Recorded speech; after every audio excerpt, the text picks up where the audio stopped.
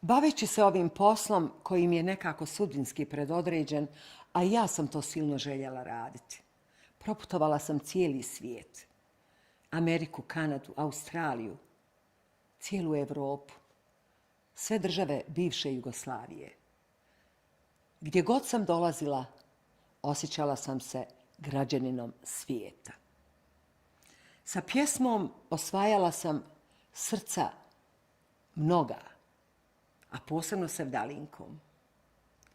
Najljepše emocije koje budi sevdalinka, najljepše emocije, one tanane, iskrene, ljudske.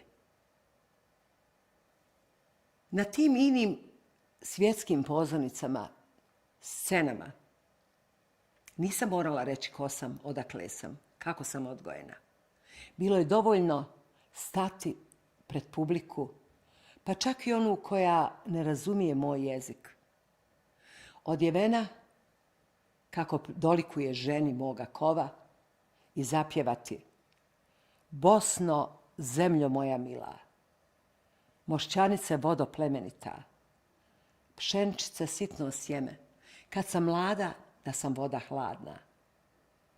I to je bilo dovoljno da shvate ko sam i odakle sam.